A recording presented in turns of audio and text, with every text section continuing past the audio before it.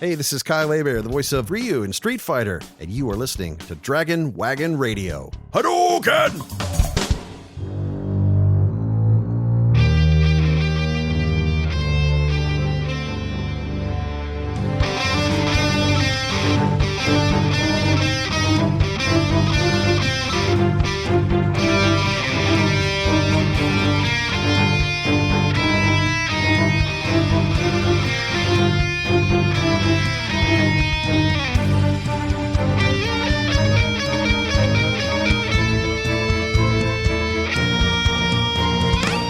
Hello, you lovelies, and welcome to KoiCast, a podcast about comic books, pop culture, and my love of most people. I am joined, as ever, by the great Jake Lloyd Bacon for this very special episode. How you doing this week, man? I'm doing all right. How are you doing?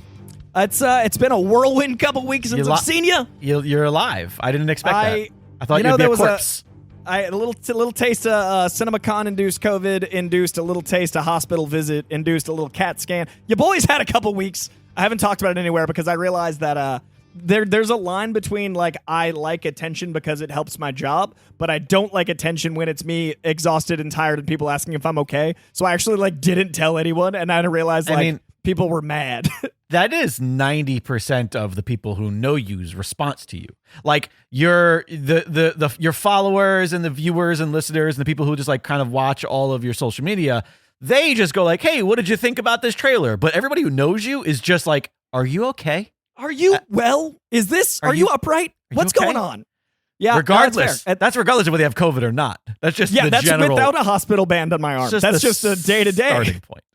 Oh, what a brand. What an IRL brand. I hate that sentence. Well, Cole, we have a lot of stuff to do today. We have to pick a new gift horse for the month of May. We do have a couple hotline calls we got to get to. There's a lot of news.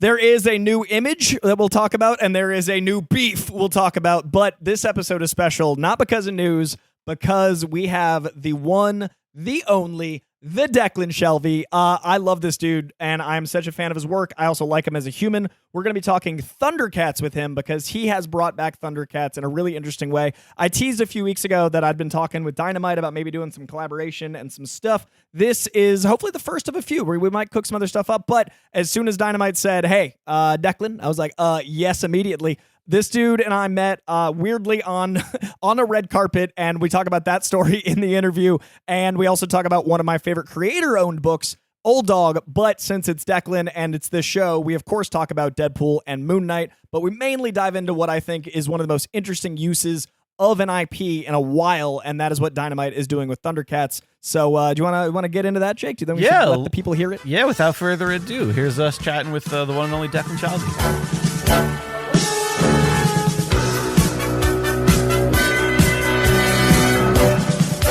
All right, so we're sitting down now with Declan Shalvey, a man whose work I have enjoyed for so very long, and one of my favorite, most Hollywood meetups in all of comicdom I've had. Declan and I ran into each other on the red carpet for Moon Knight, and have been friends since. How you doing today, man? Not too bad, man. Not too bad. I am the funny part of that. That was we were talking, and I was convinced you didn't know who I was at all. You were standing right next to your creation, and I love that you were like, oh yeah, I'm just being, subtle and hanging out. And I was like, dude, I'm so proud of you. And you were like, there's no way he's saying what I think he's saying. And I was like, this is your baby. And it took your sister, I think, convincing you that I was saying. Yeah, my sister's she's like, yeah, he knows who you are. I'm like, no, he probably thinks I'm Greg Smallwood. The humbleness of the Irish meeting the red carpet pomposity of Hollywood was a magic moment. Yeah, it was a lot. I don't know if I told you, my sister said to me on the red carpet, she said, all these years of bullying you has finally paid off. It's it was weird because it was a cool experience, but also it's weird. Nobody who knows me would accuse me of being very humble. I know the feeling. But when you're in that scenario where all that stuff's happening, it all goes, oh God, no, I shouldn't be here at all. There's no... this isn't for likes of me. You feel like you're trash. You're trash in the nice house. You don't want to get your dirty paws all over the walls. No.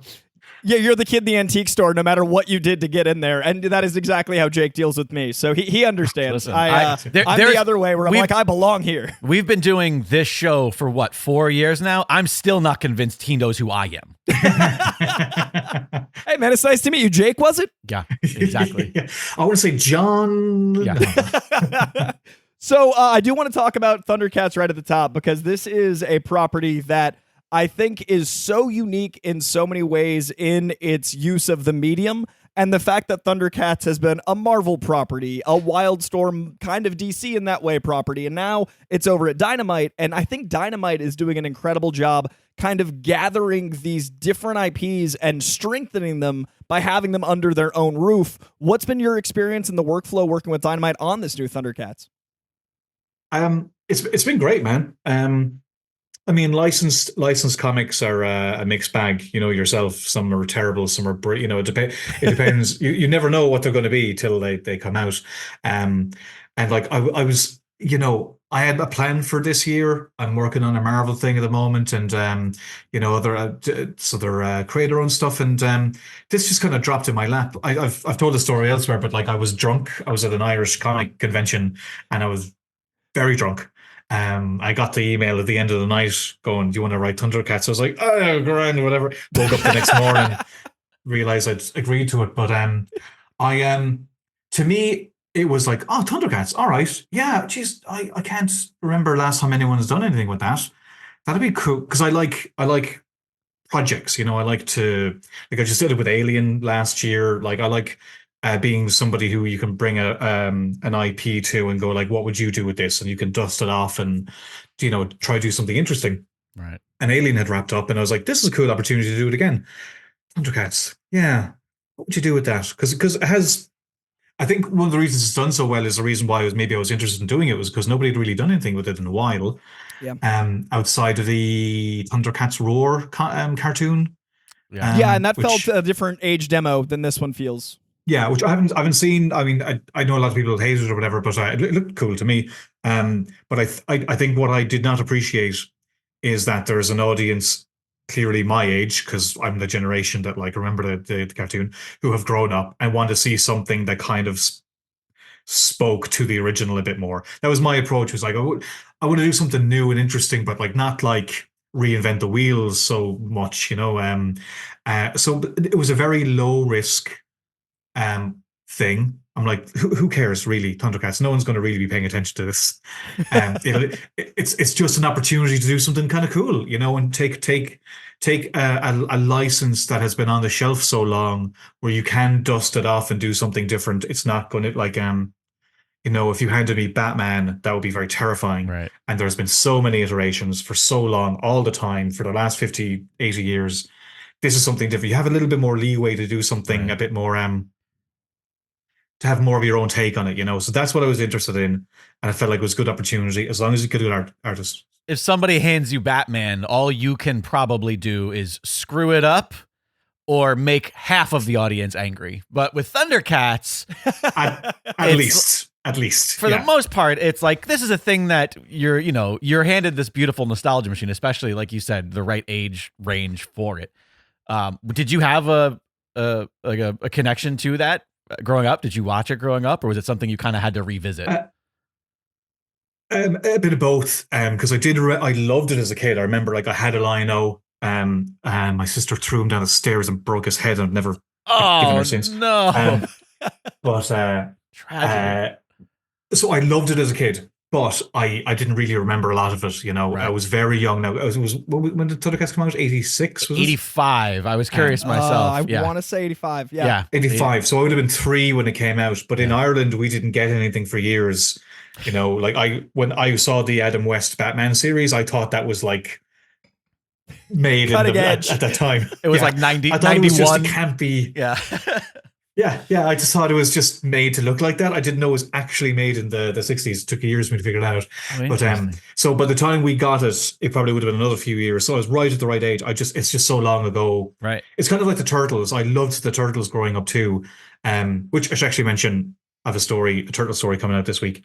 But but I didn't stay with it like I did say X-Men, Spider-Man, that type of stuff. Like I loved it as a kid. I've always loved it, but I didn't stay in hardcore over the years. So I had a lot of like greatness feelings and nostalgia, but I had enough of a memory gap where Right. I wasn't going to be too precious about it, you know? Right. It's not like, no, that's not the right, oh, it's got to be this. I was like, I want to have it, you know, I was able to be a bit more cutthroat about like what I wanted to keep and what I wanted to get rid of. But still having that very core, you know, affinity for the original concept, you know? Right. And there's also something really interesting about taking an IP and bringing it to the comic medium that allows a little versatility, because you're not hearing a voice actor get replaced. You're not like seeing certain styles of animation. They're like, that's not how I see the character. But I also think there's a wave right now of nostalgia that I think is finally beneficial. I think we rested on nostalgia for a while, and things like Spider-Verse and certain things are kind of contextualizing it and going, hey, this is 70% what you know, but this 30% is going to be really extreme so we can really play with the story. And I think to bring up Dynamite again, what their Lilo and Stitch is doing, what their Gargoyles is doing, what they're doing at their IP feels like that. When you signed on, how far did you have your story mapped out? Was there any like conversation of like, you can't do this, you can do this? Or because, like you said, it's been a while, did they give you a longer leash with Thundercats? Well, I'd say I have to credit Nate Cosby, who's edited all those projects you mentioned, Dynamite and Lilo and Stitch. I think, you know, Dynamite have been very smart to give Nate like the space to kind of build these projects, you know, and the creators on those projects. Like Sue Lee taking over or taking on the new Chitara book and stuff like that. Like there's something to be said for like a good editor who knows how to hire, you know, good, like even me, like hiring me, I'm like, what? I think I even asked him why at one stage, like why? No, you know what? It was surprisingly the you never know what a licensor is like necessarily, you know. And I just had the experience with 20th on Alien, which was like not a bad experience, but they're particular, you know. Right. Whereas Warner Brothers, I just had to give an overall pitch of how I wanted to do it, and then see what happened. And my pitch was effectively like, I want to dig into the characters more. You know, I'm not so much into the mythology, which I didn't really remember all the bits anyway. But you know, there's a lot of stuff that they didn't really get into, and like so much in the cartoon. Like, you know, me and Nate talked a lot about it, and like, you know, there's a little bit of Superman there with like a destroyed planet, and there's a little bit of Shazam in there with a boy in a man's body, and there's a bit of X-Men in there, like it's a superhero thing. Like, so there's lots of different stuff in there you can play with. But I felt like I wanted to dig into the character dynamics more, and I handed that in, and then we'll see what they think. Yeah. And they seem to really like it. There has been very, very little. The only real pushback we had was Snarf. I had a much more kind of aggressive version of Snarf in mind. I love that. And the only note we got was, could you just kind of soften it a bit? They didn't go, no, you can't. Right. You know, he can't be more kind of scary or whatever. It was just like, could you just somewhere in between? Which is, if that's the only note really we've gotten, I mean, that's nothing. That's the dream, man. Yeah, absolutely. Here's a 2% tweak. Yeah, I think Nace told me that the licensor's note back was like rad. Right. You know, not like you can't do this. It's like that's awesome, basically. I'm like, that's great. You know? It was also one of those shows from the era that was reverse engineered story from the jump, because it was from that same era of like Masters of the Universe, where it was like, we made toys. We designed characters specifically as toys. And then from there went, okay, let's write stories for them. So I can only imagine that like that well wasn't very deep, and you were able to just dig and dig and dig and kind of create so much, because I can't imagine. And it's been, you know, ages since I've seen Thundercats, but even my recollection of it as a kid watching it with my cousin and whatnot, like it wasn't a very deep show. There wasn't a ton of lore and backstory. Be honest, I watched the first 10, 20 episodes or something while I was doing research, and but the great thing about drawing, you know, because I'm an artist as well. You can draw and you can like listen to stuff. You can research, and you know, the music notes. They have like 3 basic music pieces that they play over and over and over again. And I was starting, like, I was making a cup of tea, and I'm just like hearing that those like really intense music bits, and it's a lot, because also that show wasn't really meant to be streaming. You'd watch it on a Saturday morning, Right. And then wait a week and come back. Exactly. So you're not like mainlining that. Yeah. So it was, and so when they repeat the same themes every week, it's like, I've saw this an hour ago, Yeah, and yeah, it's exactly, still yeah. going. yeah. I also want to talk about the sales of the insanity, and then I definitely got to talk about Old Dog, because my love for that, and then some Moon Knight, thanks, Deadpool. man. Of course. I will say this as regards Thundercats was my approach overall was like, aside from the characters, was just to streamline it a bit. My thing was like, I want to do more sci-fi take, and then when I rewatched the cartoon, I'm like, it's actually pretty sci-fi already. All the stuff was already there. I think I just wanted a slightly darker edge to it. I wanted to take out a lot of the there's a lot of mad shite in there, and I felt it undercut a lot of the kind of the not seriousness, but like the drama. Some of the wackier stuff I felt undercut. They are cat people basically, and once you start throwing in all these other ingredients, I felt like it undercut like what they are. Right. So I just wanted like to streamline the approach. And sorry, I'm not going to barge through. I just want to make sure I answer the questions. No, please. I definitely want to. Yeah. Because I tend to rant. So what I came to Dynamite and me pitch was a year, was 12 issue like overall story, and which was great because you don't often get to do more than an arc in comics these days. So Nate was fairly confident that we'd get to do a year, and then so that was that, pitched that, and so yeah, that was my whole. I don't want to kind of a Lost feel to it, where it was a little bit more mysterious and stuff. So that's why there's all these kind of mysteries and stuff.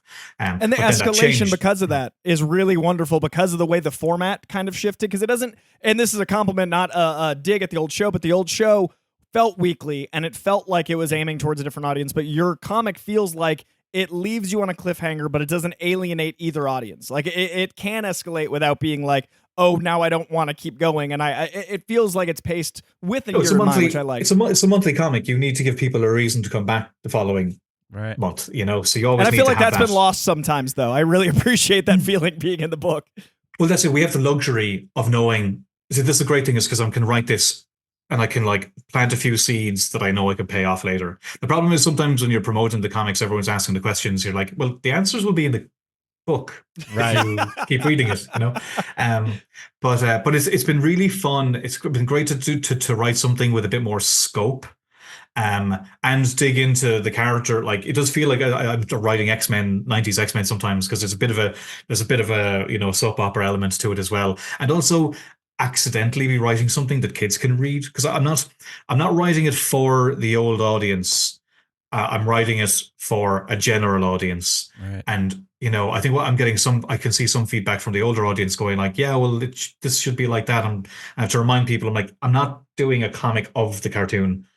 I'm doing a comic based off the cartoon, if that makes sense. Where I don't want you to know where it's going, because, like, from a reader, I don't like knowing what's going to happen next. You want to know what happens next, but then when you're told, you're like, oh, okay, well.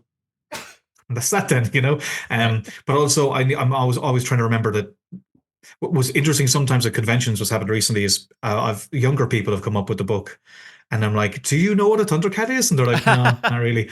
But I'm like, why are you picking up the book? And they're like, well, I've heard about it, but I've just never watched the original, so I just thought I'd try out the comic, right. Which I think is great. If you're getting clearly the hardcore audience is where most of the sales are.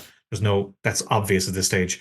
But what I do like is my goal was not only to do something that older fans can enjoy, but like if you're Thundercats curious, you have a reason. you have an accessible thing. Maybe the old cartoon isn't that accessible for you because it's of its time for sure. Yeah. I think younger kids now are used to so much sophisticated animation and films and TV and comics that it might seem too naff to you, whereas this is something that is contemporary, and maybe this might be what gets you into Thundercats, being aware of the brand, say, but not this is your excuse to jump in. I'm hoping anyway. We'll see as it goes. Yeah, that was actually my question about sales was, have you noticed that obviously the locked in audience that's going to be able to collect, various covers and really dive in, they're going to be the ones that grew up with it. But I was wondering because the sales in this have been awesome. I've been so happy to see a book that I thought was going to be a sleeper hit, but still more sleeper than hit. Like I thought I'd hear about it, but it's been like charting and it's been to scale. Like if Wizard magazine was still out, this would be on the cover of Wizard, and that feels great. And I love right, like this one feels like. But I was wondering if you've seen. And then I'd be in the top 10 writers list, Yep. And that old Brian K. Vaughan photo. There'd be a Wizard casting call for this version of the story for the live action. Why isn't somebody doing that? I would love that. I got to write for Wizard when it was a website for the last 2 months. Really? It was there, and it was a childhood dream to write. Like I wanted to write for Wizard since I was a kid, and right before it went away, I got a couple articles. But I was wondering if you noticed that the new generation, how vocal they are as compared, because I do feel like Thundercats as an IP is more of a word than an actual identity for anyone under 35. And so when you meet people that are buying the books because the sales are high, is the conversation two different conversations? One that is, I love this thing, why did you change it? And the other that is like, thanks for showing me this thing, that other thing is weird. That's a really good question. So I've only done really one convention, but a good few signings last month. So that was my first real taste of like in-person reaction. And the only other reaction really has been online, which interestingly, there's been not really much interest online, I would say, which I think is a bit of it's a bit of a lesson for a lot of us who think like everything's online and, that's where all the promotion happens. You realize here's a book selling crazy. And I mean, I'm getting some feedback, don't get me wrong, but it's more press interest, not actual readers getting onto me. So clearly there's Thundercats fans and they just they're not online. And I think it's actually a good lesson for a creator to be like, just because you're not getting a reaction online doesn't mean people aren't reading, and that's the fact that people are reading is way more important than if you're getting feedback online. There are some old school people kind of getting onto me, but I kind of, to be honest, I'm trying to like not interact because I don't want to be talking about the book. I prefer just work on the book and then then you can read it. But in person, I'd say it's been predominantly older fans who are just excited to read Thundercats again, not read it again, but just to have new Thundercats stuff, and they're just more appreciative and seem to really like the book, which is lovely to get in person. No one's been angry with me or anything like that, or if I've ever had that clarification where I'm like, I'm not doing a comic of the cartoon. No one's even gotten ratty or about that either, So across the board, it's been really. I think. I don't know, if we go like 4 years down the line and there's more Thundercats books or whatever, and then people get cynical and annoyed, they just get they're too spoiled by Thundercats content. That's probably going to be when things turn. But at the moment, I think people are just so happy to be able to read new stories of the characters that they like. So I'm just getting all the good stuff right now. That makes me happy, top to bottom. One, that the internet is not a barometer, and two, that you're getting the audience just enjoying. I think it's so beautiful that we're still living in an age where enjoying an IP can feel unique, because we are inundated with this stuff. And that brings me to my next point, and also through the Thundercats lens. Rob Liefeld did one of the covers, and that was one of the beautiful announcement images. But also, you and Rob share a wonderful love of Deadpool, and you are the artist on my bar none favorite arc of Deadpool of all time. When we were at New York Comic Con, we actually were talking, and then Jerry like manifested the good, the bad, and the ugly. He just like, it's so impressive that he's like the Babadook. You say his name and he appears. But we were talking about the good, the bad, and the ugly, and I love that in that moment we were discussing, and I was like, oh yeah, like this is a book that I know Ryan Reynolds loves and has referenced. Then Jerry appeared. He's like, yeah, I talked to Ryan about it, blah blah blah. And this book just it's this sleeper. I think comic fan dream. This good, the bad, and the ugly, I think represents the heart of Deadpool in a way that when it's captured is so unique. So I was wondering, when you were working with Jerry on the actual moments of depth and sadness, because Deadpool's like that clown that uses levity to kind of push things away. And I think that story is so dark, it really illustrates who he is to Cap, who he is to Wolverine, and all those things. What was the conversation like with Jerry about the style of art to capture the depth of how depraved that arc was, but still getting those moments of humor because it's a really fine line to walk. I do remember you, Jerry, having that conversation. I was there. I was like, "What?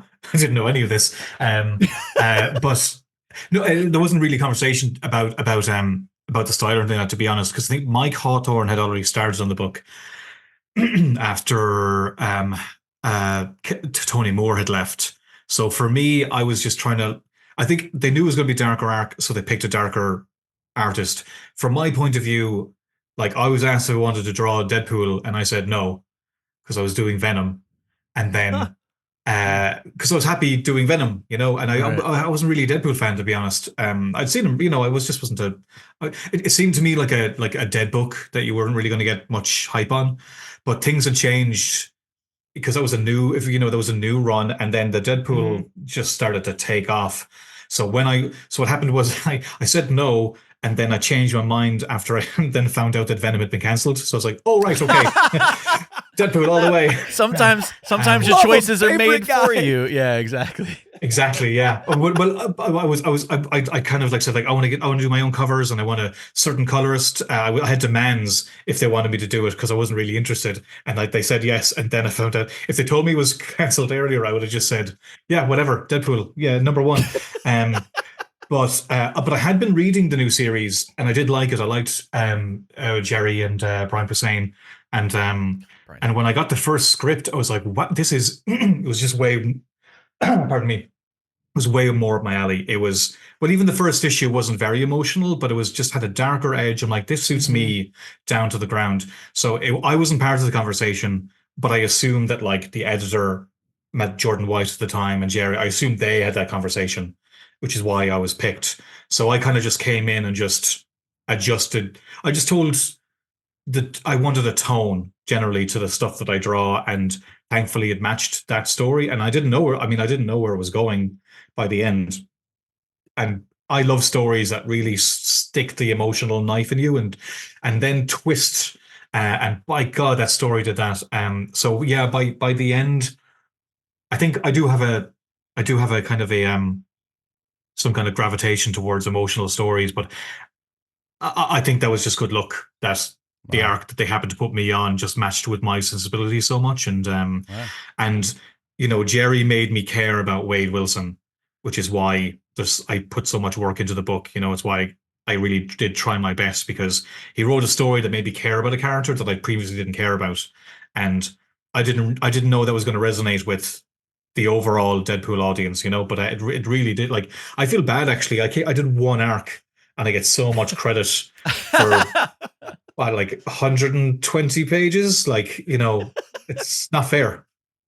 But you did write, in my opinion, the arc that I can go like, hey, you don't like, ironically now finding out that that's how you felt, but hey, you might not like this character. Here's your eye line into him. Here's your gateway. Because that's the book that I go like, you might think blank of the character, read these issues. This, I think, will reframe your experience.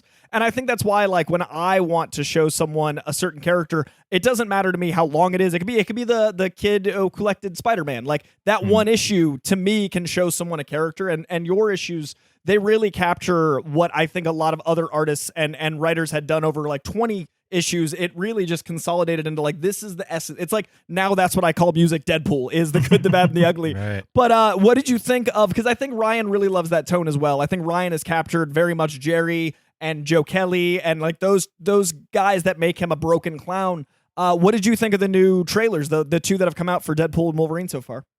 It looks cool. I'm trying not to look at it too much. Like, I know like guys like yourself are going to like analyze every bit of it, and the fan of me wants to kind of look at it, but I'm trying to do my best to keep my expectations low. I think it's going to be really good. I think like the proof's in the pudding twice, right? So yeah, least case scenario, I'm going to quite enjoy it. But like, it is so weird. I saw Deadpool 2 with my mother, and then I remember there was a joke about like Liefeld not drawing feet or something, and the fact I had to explain the joke to my mother in a cinema. I was like, what is life now? How is this a thing? And she's more, I think she's mad into, loves Ryan Reynolds. She'll watch anything he's in. She loves Deadpool. That was one cool thing actually. When I went to go see Deadpool 2, the person who worked in the cinema recognized me. So my mom got to see that. So Awesome. that was pretty cool. But no, it looks great. I love everyone making it. I'm sure it's going to be really good. I think it's going to be interesting to see what it's probably the first Marvel film that I know people are really excited about in a long time. And I'm just going by people in real life, not fandom. Sure. I would say the studios have a lot riding on this. But I think you couldn't think of I was going to say safer pair of hands, but the fact that they're not a safe pair of hands is what I like about the films that they've made. But I'm not. I'm going to just kind of be agnostic about it. I'm just going to go see it, and I'm going to not try and not pay attention to all the furore, except if people want to buy Deadpool pages now. You're a man of my own heart. Oh, good. Okay. Yeah, we literally have 2 shirts in the store. One of the shirts is I've seen the trailer 400 times, and the other shirt is like I didn't watch the trailer. And that's me. I'm the thing is, look, I watched the trailer, and like, they look great. Like they look, and it also looks more like.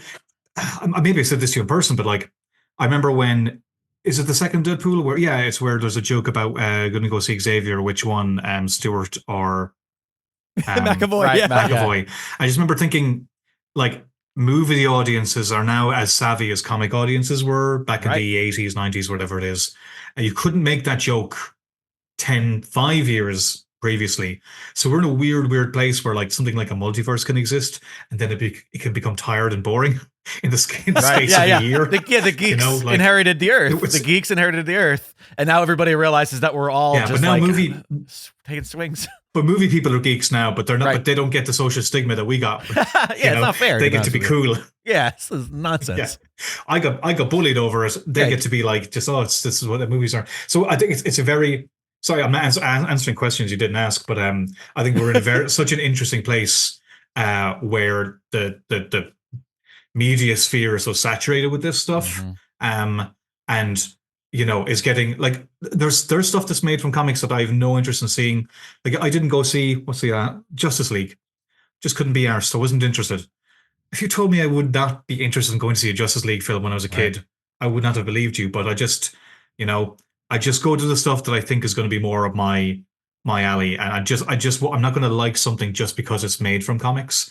And the bar is way too high now. You have Endgame, but you have I prefer more Road to Perditions than I would Avenger 17 personally.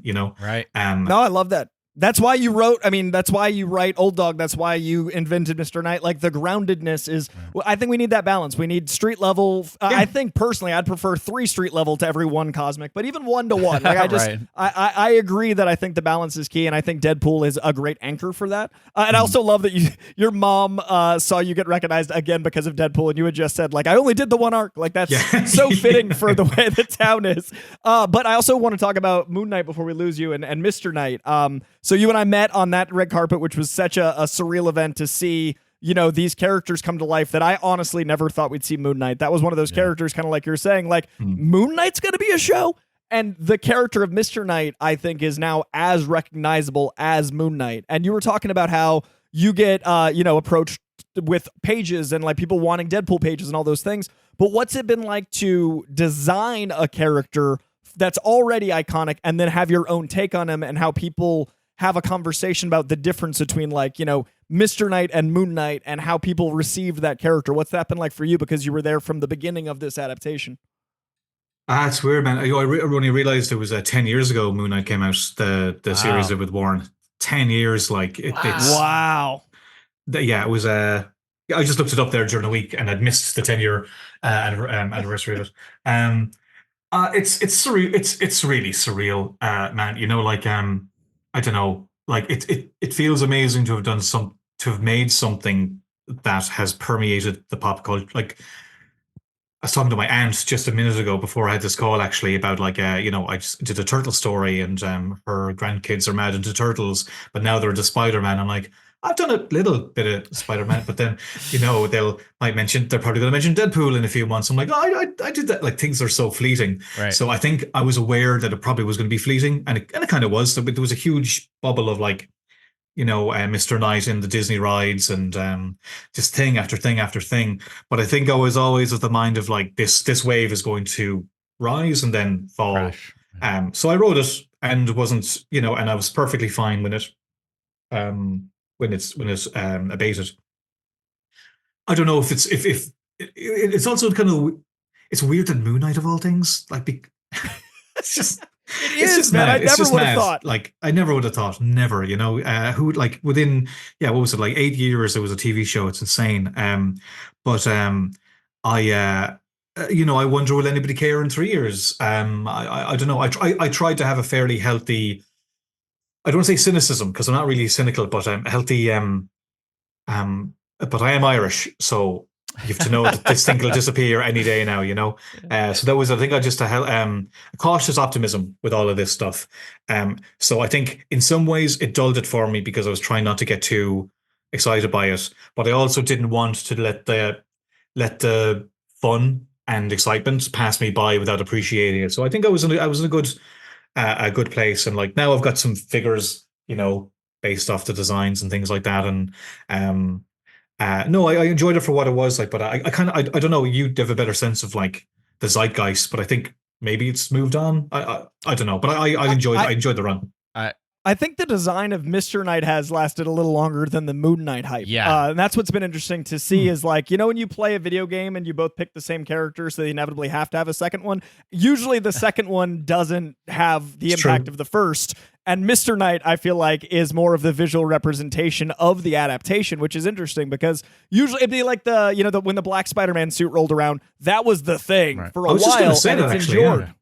So I think you created you got the Todd McFarlane bump. Like you got that, like, you know, Venom outlasted, and also I've always loved that Todd really made Venom as a way to get back into the red and blue suit. So it was like, I don't want this amazing 252 black suit. I want 300 to be my guy again. Whereas you came on the character, it was a narrative service. So the spinoff felt like it was a necessity. And I think that's why it's endured so much, is it was like another character in a character that has multiple personalities. And it's been really cool to see kind of a variant, so to speak, take on in the pop culture. It's also just really cool. Like, let's not beat around the bush that it just looks super fucking cool. Like, that is going to be one of those characters that you're going to see like cosplayed at cons forever. You're going to see so many more Mr. Knights. It already was. It was kind of a cool cult book within a huge Marvel Comics, 100%. huge company. But it was kind of like a cult hit, which is cool. You know, it's kind of cooler than it being Spider-Man or Spider-Gwen took off in a huge way. Right. You know, Mr. Knight was a kind of a cooler one. But I would say, like, I think I liked it. I'm glad that the design stuck because I don't really feel, you know, people ask what I think of the show. And I think I met Corey, obviously I met you right after I'd seen the first 2 episodes, and I had no problem with it. I was just kind of hoping the character would go more of a Mr. Knight direction. Right. By the end, it didn't.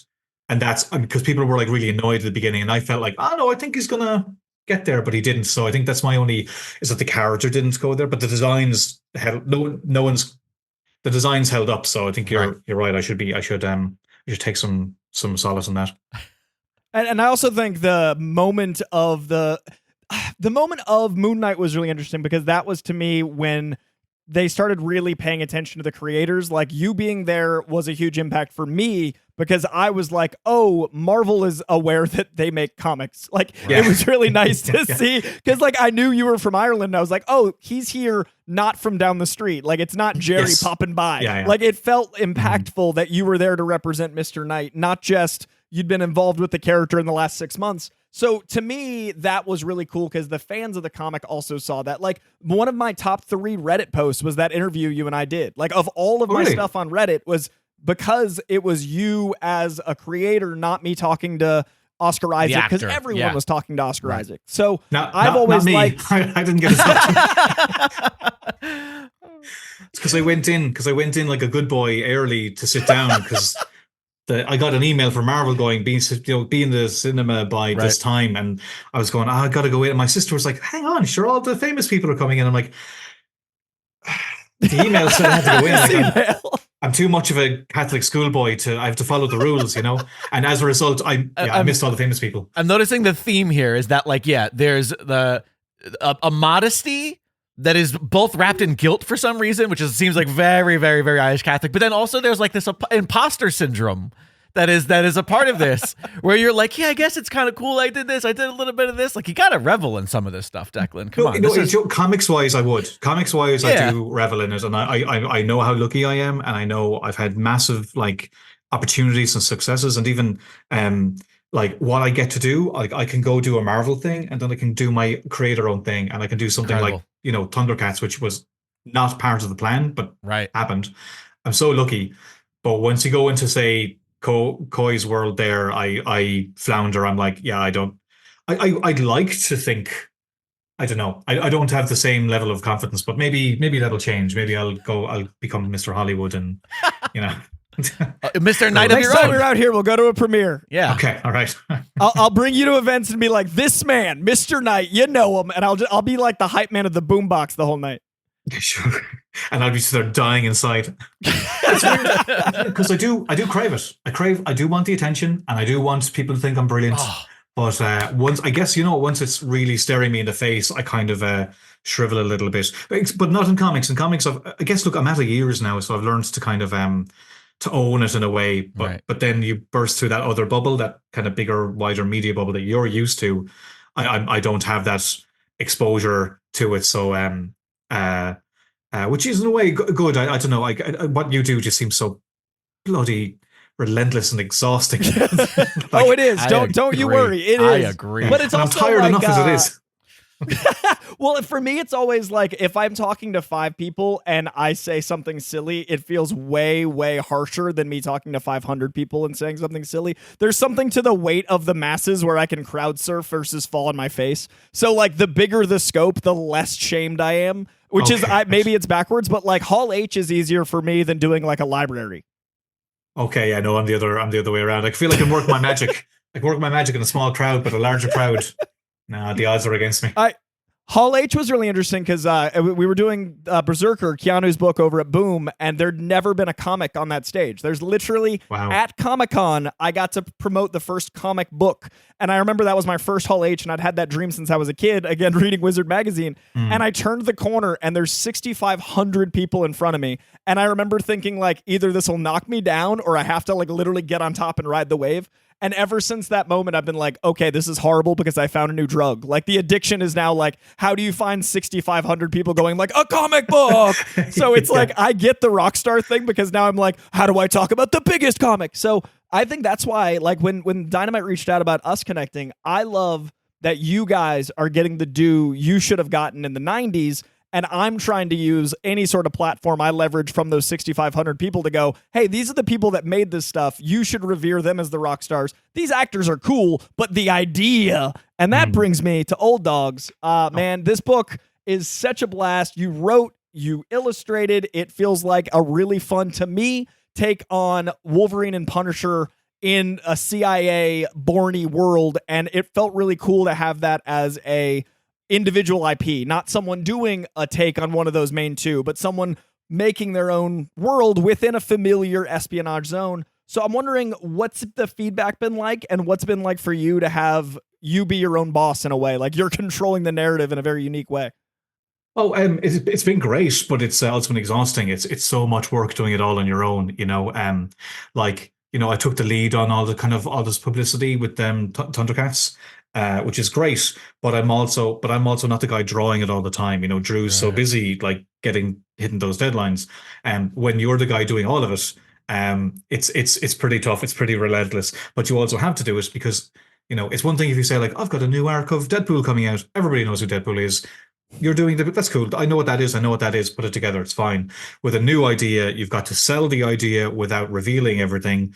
You've got to try get people interested. It's tough going, man, especially when you're putting everything into it. But the whole point of doing it was to kind of get back to the core of like when I was working on Moon Knight and doing something that had the right mix of stuff that I wanted to be doing. Really, really just invest all of me into a project because I was drawing this, I was writing that, and there's a great, working with Hickman on X-Men Unlimited was so cool, and writing Time Before Time was so cool, and those are great things to do, and I love collaboration, but I also wanted to do my own stuff, and I figured like it had been years and I hadn't really committed to it. So it was a big deal for me to do it, and which I did. And it's a very personal story too. And I put everything into it, and I'm very, very, very proud of it. I'm just a little bit burnt out from the whole experience. So I just need to take a break while I get the next arc ready, basically. So that's why I'm doing more work for hire stuff at the moment while I'm basically planning out the next one. But it's doing well. I'm more just kind of see how the sales do over the next year and figure out how much longer. This is very boring, very, very boring thing to bring up, but it's effectively how well is the book doing? Like, how much road can I build for myself where I know what the end will be, but the end could be here or it could be here, depending on how. Like, I'm not just stuck for ideas, but you know, do I need to wrap it up in a second volume, or can I get a third, or can I get a fourth? So it's where the logistics of it affect the creation, which again is very boring. But I guess in TV it's the same. People need to have their budgets and whatnot. So I know what I want to do with it. It's just I want to give the first volume a while to sell and see how it does. I'm definitely going to do a second one, but what I would like to do is I'd like to do it like Hellboy, where I could come back every couple of years, have a new volume come out, and have that be my, because there's other stories I'd like to write. I have another Irish crime thing I want to write and draw, but like there's only so much of the day, man. And like I am so busy. I'm doing 8 covers a month and writing 3 scripts a month and drawing one of them. And you know, and I still have other stuff I want to do. So it's tough. But I felt if Old Dog can do well, then that basically gives me the opportunity to kind of do whatever I want. You know, if Old Dog can do well, then I know as a creator, as a solo creator, I can just tell a story that I want to tell, and there's a readership that will support me. And so far, that's absolutely the case. So that's great. But I'm always going to be worried about how it does and how it's doing, and trying to even let people know. It's I'm sure there's loads of people who've never even heard of the book, and it's out in September, because you just keep pushing and pushing and pushing, and it's just hard to get the word out there, you know. And that's coming from a guy who's done like big stuff. You know, imagine you're just a totally new creator. Sorry, I'm this is boring. Well, no, that's why. No, it's not at all. That's why I wanted to talk to you about it, because this is the stuff that needs. I know that we can talk about Deadpool and people go, "Ha!" Right. But I also think that your passion is the stuff that needs the little bit of like boost. Like I wanted to talk about it because I enjoy the book, but I also know that it's not being backed by an IP that other people had. So I like Old Dog because you are in love with it. So I picked it up because I could tell that you wouldn't put all of that into it if you didn't have something to say. So that's the book that I really want people to check out along with Thundercats if they're going to pick up 2, because it's your heart, man. It's so cool. Yeah. It's also just like, you know, you say, oh, not an interesting thing to talk about. This is like a common theme on this podcast. We talk about this all the time, Declan. And we talk about sort of just like the way capitalism is driving art. And what you were talking about before, where it's like, oh, yeah, I could do Deadpool and we know what that is, but here's this other original thing. And this is sort of the conversation that's happening a lot now, especially with like Fall Guy being in the news and like the box office for this movie. And it's like, there's a difference between selling and informing. And it does seem to me like studios and production houses and you know, not just in film, but in comics and everything, they would much rather inform people than sell people. It's much easier to say, hey, you know that thing that you're already familiar with. Here's a new thing of that thing. That's informing. Mm-hmm. If you can inform people, that's super easy. Trying to sell something, say, here's something you've never heard of. Here's a completely original story. I feel like it's more risky from a capitalistic point of view. And so I feel like those are the stories and those are the pieces of art that kind of, they just struggle. And that's why like we love a story, you know, a project like Old Dog, because it does seem to be like, here is a creator like yourself who can do both. And if you like the one that you were informed about, you should definitely check out the one that you're being sold, because it's this same creative force behind it. But also, I would say that we also know too much about this stuff, you know, like the Fall Guy. I agree. The Fall Guy looks great, and I'd really like to check it out. I just don't have the time at the moment. Sure. But I would really like to check it out, and I will watch it at some stage. That's nothing to do with like the metrics, or, you know, I'm not put off because it's not too, whatever the story is, like, you know, these things get out. In other ways, we shouldn't know any of this stuff, and we should just value the stuff on the quality of it. But that's not the pop culture we live in, where all this stuff is. Like, if you just went by the metrics of Old Dog sales, okay, it's sold enough, it's made its money, I made a profit, blah blah blah, it's fine. But Sandman probably didn't find an audience till it was like, Oh yeah. I'm just guessing now, this could be total nonsense, but like say maybe volume 4, and just because I don't know, was Harry Potter smash with the first book? Maybe it was, but there's a lot of things that, like, caught on when the third film was coming out, or the fourth book came out, and we're kind of in a culture where, well, it didn't do well right now. Oh, it's a failure. It's like, well, no, sometimes you got to let the audience give it time. find the thing, Find it. But when you're an indie creator, those metrics are much harder. Like say, Time Before Time is a good example. Was the book I did previous to Old Dog that I co-wrote with Rory McConville, and it was illustrated by Joe Palmer. We've 5 volumes of that out now, and who's to say if a film or TV show happened that would kick off? And like, you just don't know. You've got to make. All you can do is just make the work and hope for, and try and make something good, something that audiences actually want to read, or something you're engaged with, not trying to make something that another creator is going to think. Like, there's a lot of I think there's a lot of signaling happening in creative fields now. Whereas I'm like, just make something people want to make, something you want to make, but something that somebody also wants to read. And that's what I'm trying to do with everything. And I'm also doing the weird thing, like, where the thing I'm working on at the moment that I can't talk about, I'm hoping that's going to help Old Dog, but I don't know. And I'm betting a lot. I'm betting a whole year of my life on a work for hire project, hoping that it'll help my creator project. And I have no idea if it's going to work. It's going to take a while. It's going to take a long time for I know if it does help. We're going to speculate on that so much after this call, Declan. Clay and I. We're And gonna, also, that's we're going to be that's like, my quote. What was he talking about? Let's figure it out. But also, the quote of the episode is gambling a year of your life on a main IP to get your, like, that is the most, like, summation of Koicast thing ever. Like, what about indie art fueling mainstream art fueling indie art? Because that to me is like what we need to figure out. That's the button in capitalism right now. I mean, we know he's got experience with Deadpool. Before. He's got experience with Deadpool. He's got experience with Thundercats. It's Deadpool with the Sword of Omens. This is the new. This is the movie that they're coming out. Okay, he's a fourth wall breakout. Thunderpool. There it is, Thunderpool. Also, I could probably get Rob Liefeld to do cover too, because it's the two. Yeah, that'll work. It'll sell. Just don't. You have to crop it at the feet. But it's the metrics of things, like, like I'd like to do more Old Dog, but I wanted to give it a while to find an audience. Right. And I'm happy to do work for hire stuff too, as long as it's something that works for me. And what I'm working on right now is really, really fun. So it's just a great gig, period. But I'm also realized this, it's a career decision of, like, this. If this could help Old Dog too, then I'm hitting 2 birds with 1 stone.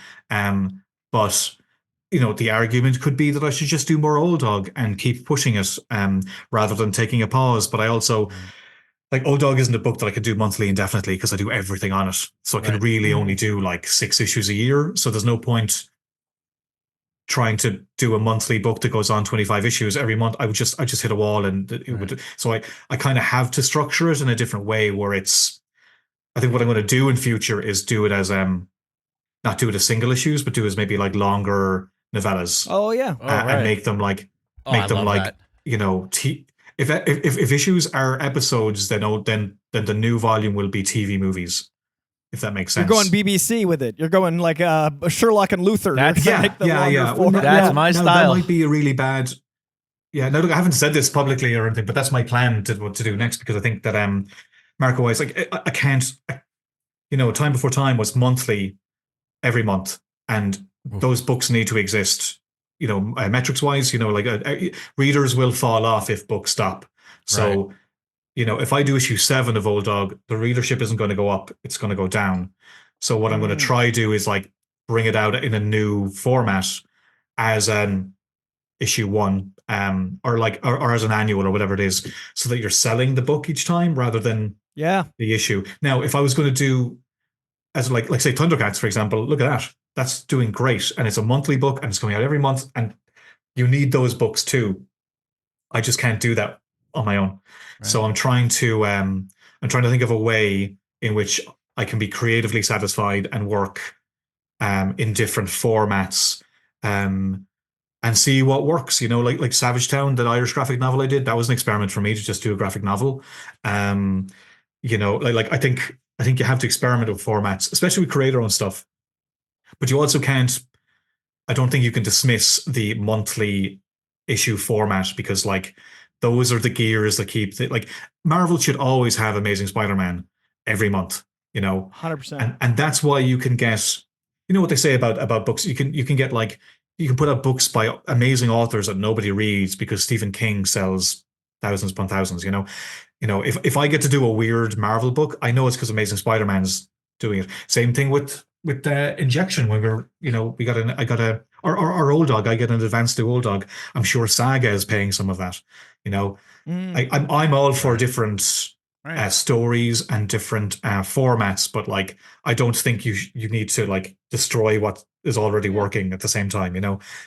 Sorry, I don't. What's a mad thing there? The variety. No. Yeah. I think that it's an interesting thing to look at the greater industry at large and looking at the shift because as pop culture change, as consumers' interests change, you do need to see what's worked and not reinvent the wheel every time, like we talked about with Thundercats. It's the same conversation of like, what do you change in Thundercats that doesn't alienate an audience, but also what do you want to make your own? And I think the business side of this is also what do you want to keep that works, but what do you want to make it your own? So I think it's fascinating, man. I think you're doing that on your books. I think you did that with Thundercats. I think that also is why Old Dog was interesting to me because it was like, it was a creator I knew, but a story I hadn't seen from you. So it's exciting, man. And I also love that you know how to not burn yourself out, which is something I think Americans need to learn. Especially Coy Jandro. Especially Coy Jandros. No, I was talking. I do a little podcast with where I interview like people who I've worked with and stuff, and we actually just had a conversation about that. That it's my theory that you need to burn out in order to figure out what your, if you can see the wall coming, right? To get to avoid it, Yeah, but you only discover that wall by actually hitting it. So you just hope that you don't hit it too hard. Yeah, isn't that and the you hope analogy? you only hit it one time a year? Isn't it the analogy is like the first bungee jump, right? Like how long do you know to make the rope? You got like like at some point we have to learn how much weight and how much stretch. And listen, the first person who hits, all right, now we know, and that's just what we're all. That's all what we're doing. Because I definitely have taken on too much work, but like. You get offered cool things and, you want to do them. Hard to say but no. The thing is, you've got to make sure, but you have to know yourself well enough to go like, what I'm so lucky now, whereas like literally what am I doing? Like I'm spinning a lot of plates right now. And if I get offered anything, I think I can't take anything else now because I just took something recently that was like, that'll be fun. Now, is it fun up at 4 a.m. trying to get the outline written? Right. No. But, when it's done, it'll be fun. And it's trying to leverage, like, I don't need to do this for money or this for experience or exposure.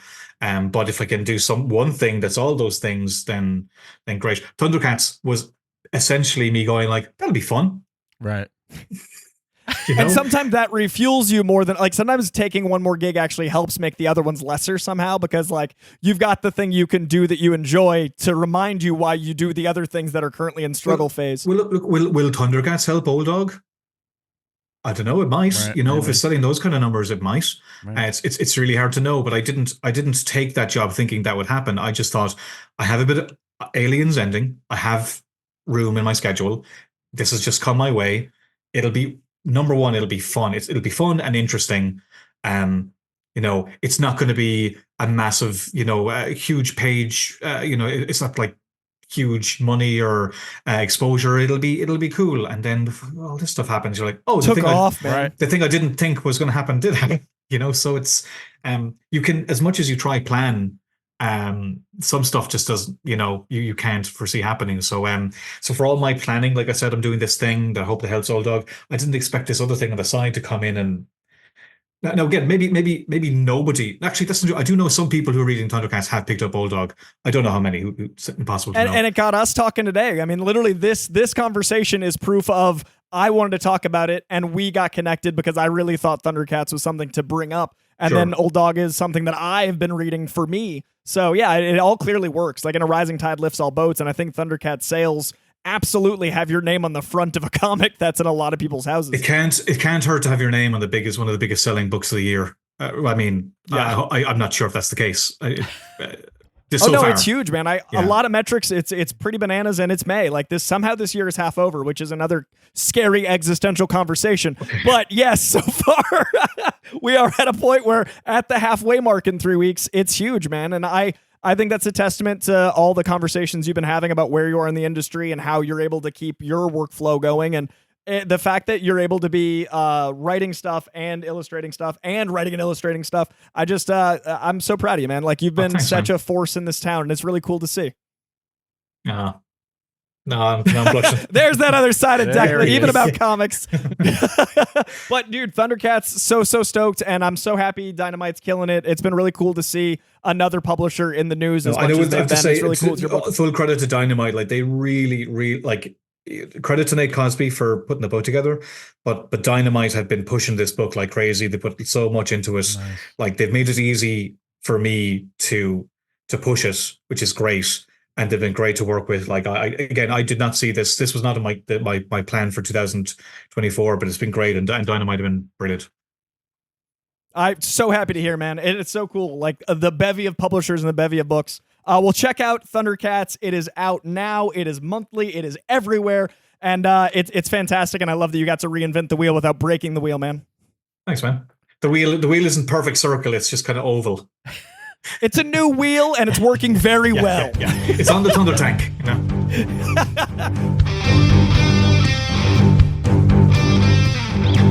As expected, an enjoyable time with the one and only. I love that dude, and I love specifically the Irish energy so much. It's a delight. There is this beautiful, like, proud and shy, like, it's such a like, the reason I love how Irish films end is because I've laughed my butt off forever, and then at the end there's this beautiful dark nihilism, and I feel like that is a wonderful and a proud artist. Like, he's so good at what he does and knows it, but he also doesn't want to say it out loud. Yeah, it's like I mentioned. There's a little, listen, he's the exact opposite of you, and so it was a pleasure to speak to somebody. It was a pleasure to speak to somebody who was just sort of, just experiencing it and going through it. But I mean, definitely, he's just living day to day, and I'm thinking ahead 20 years. Honestly, though, I mean, like, talk about someone who is like putting in the work. I mean, that schedule is a lot, but and not at the cost of quality. Like, I literally think when I see his name in a book, I will check it out, and then I'm not gonna lie, no disrespect, Dynamite, I was not like, oh, Thundercats. But when I saw his name, I was like, oh, Thundercats. Well, and again, that was, despite the slight age difference between you and I, like that I think is definitely more. I was on the tail end of Thundercats as a kid because my older cousin was obsessed with it, who's 4 years older than me. So by the time I was like a kid and into Thundercats and the toys, it was already, I think, off the air or about to be off the air. So I do think by the time 5 years later it was like, oh, my parents' show. You kind of missed it. Yeah, I feel like you just sort of missed that for sort of that kid nostalgia. For me, it was all about the Sword of Omens. Like that was just the coolest weapon. Like as a kid, and that logo, I used to have a belt buckle that was just like the silhouette of a panther, and it was like orange. And I loved it explicitly because it looked like a like mature version of the logo, the Thundercats logo. Listen, nostalgia is a hell of a drug. I respect, and that's a testament to how good the book is that I was not invested and then became invested. So do recommend you lovelies check out Thundercats. Also, I mean, I've talked about it on this show 100 times. It is my go-to pull, but the good, the bad, and the ugly we talk about. I didn't know. I've talked to Declan a few times, but I didn't know that he didn't originally want to do the book. That was a cool little like, whoa, curveball. Right. So check that one out. And then his book, Old Dog, I do highly recommend. Also, check out his podcast, Tape Deck, that he does, which is a really fantastic look sort of into the specifics, into the weeds of his job and of comics, and where he chats with people who he's worked with and collaborators. And there's a video version where he kind of shows some fun behind the scenes stuff and shows frames. And so he told us that was called Tape Deck. We forgot to bring up the title of it in the interview. Oh, so yeah. And that's such a cool thing from someone actually in the space to learn the nitty gritty of comic books. Totally. But we've talked this goodness for quite a bit, and there is a bit of news this week. Not going to cover every bit of news, but have to cover the big bit of news. We have been waiting about a year. Has it been a year? Either way, we've been waiting a long time. We now have our Superman suit. This dropped right before we started recording, and I think Jake has seen it. I haven't talked about it anywhere yet, but I want to know what Jake thinks of the overall vibe. I mean, I I love the suit. The suit is gorgeous. It's classic. It's what you want. He's got his underwear on the outside. That's the A+. But I think even more so than just the suit, I love the image. I love that it is sort of cosmic, but it's also, I don't know. I do think that what's interesting about this image is that, I'm dancing around words here. I apologize. Listen, we talk about the Snyder Bros a lot. Okay.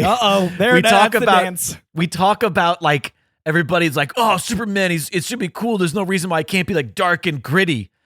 Considering what we were expecting, this is a kind of gritty looking image. It's 80% darker than I expected. 100%. It's kind of it's not necessarily in the same, they're not clones. It does have color. But it's in the same space, and the background image is fantastic. I think this is a fun little promotional shot because it just gives me so many questions.